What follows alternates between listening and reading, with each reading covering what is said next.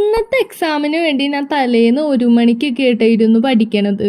രാവിലെ പഠിക്കണേന്റെ ഇടയ്ക്ക് ഞങ്ങൾ അവിടെ ഇരുന്ന് കുറേ ഫോട്ടോഷൂട്ടും വീഡിയോസും കാര്യങ്ങളൊക്കെ എടുത്തിട്ടോ. ഇന്റേണൽ ഞങ്ങൾക്ക് 2 എക്സാം ആട്ടോ വെക്കണത്, രാവിലെയും ഉച്ചക്കും. എക്സാം കഴിഞ്ഞ് ഞങ്ങൾ നേരെ ഫുഡാട്ടോ കഴിച്ചത്.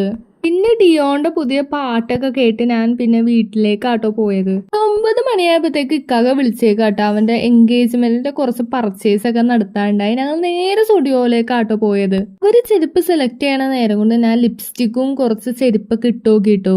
ഫൈനലി ഞങ്ങൾ ഒരു ചെരുപ്പ് സെലക്ട് ചെയ്തെങ്കിലും അതിന്റെ സൈസിൽ ഞങ്ങൾ ഒട്ടും കംഫർട്ടബിൾ അല്ലായിരുന്നു കേട്ടോ.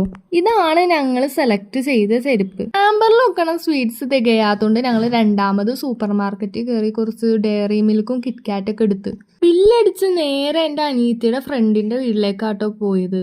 ആംബറിന്റെ വർക്ക് ഏൽപ്പിച്ചേക്കുന്നത് ഞങ്ങൾ അവളുടെ കയ്യിലാണ് കേട്ടോ. പിന്നെ നേരെ ഫുഡ് കഴിക്കാനാട്ടോ ഞങ്ങൾ പോയത്.